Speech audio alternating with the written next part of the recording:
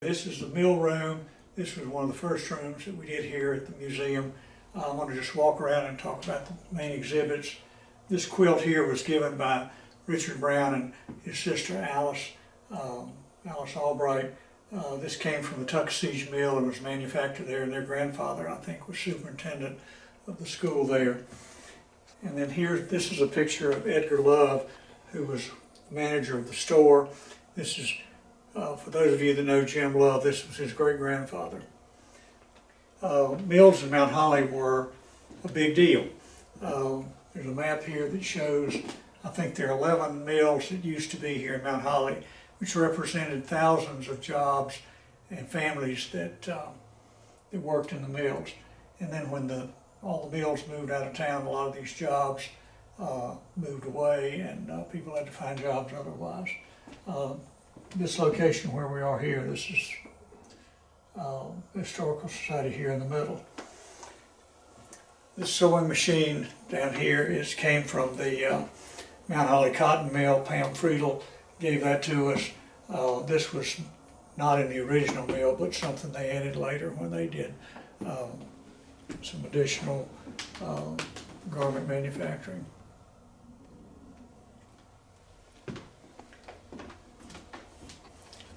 Here on the wall is a picture of all the mills that were owned by American Neeford. We took this from the letterhead of one of their some correspondence.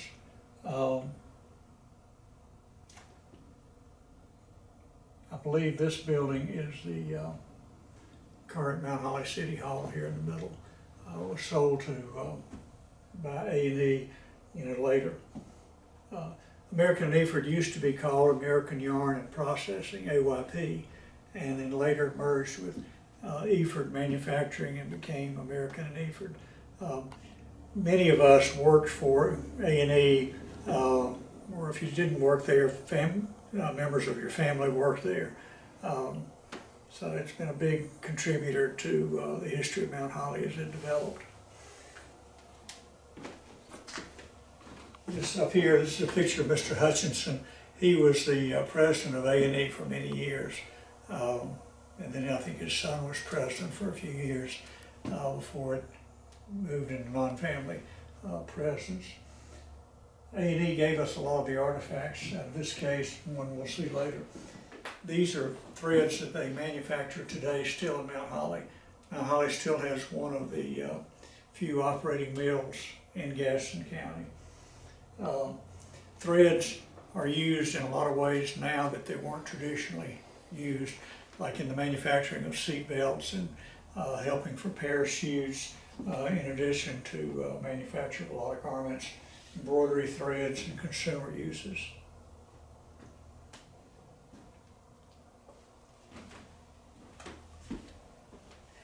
Over here we've got this bin came from one of the A&E mills, and one of the more modern things, and they used it to roll around product before and after manufacturing.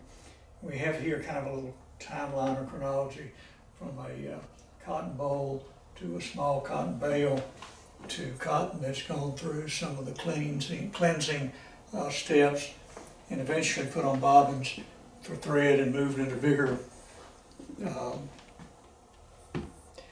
threads, and eventually dyed and turned into products like these little threads that everybody has in their house.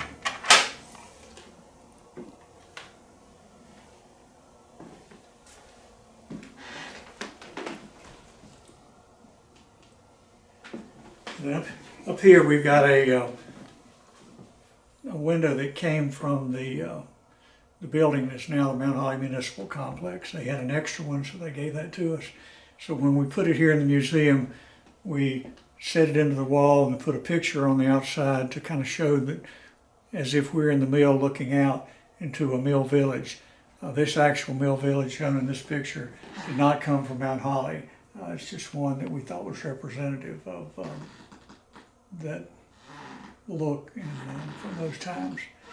And here on the wall we have these articles of Confederation by the American Neeford Mill, and these These are the original minutes that document how the business got started.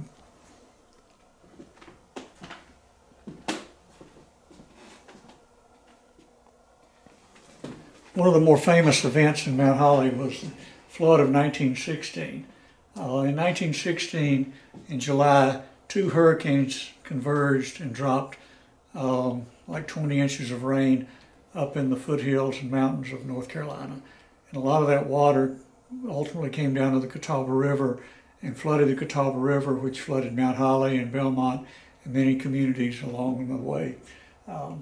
This mill here, Mountain Island Manufacturing, was located in the Lucia vicinity, and that entire mill and facility was wiped out by the flood. There's several things here that tell the story of the flood. This bell here was on the top of the mill buildings. It was found in the mud by Perry Roberts many years later.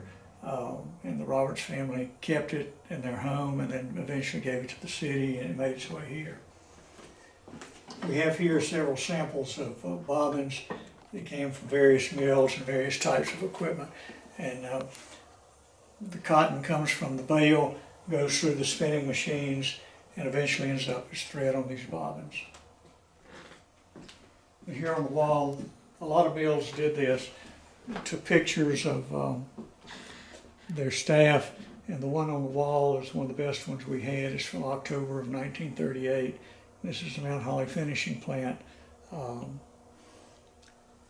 One mystery that we have is whether this is what people wore to work or did they dress up on picture day. We just don't know because there's no one around from that era that can tell us a little history of what happened on picture day.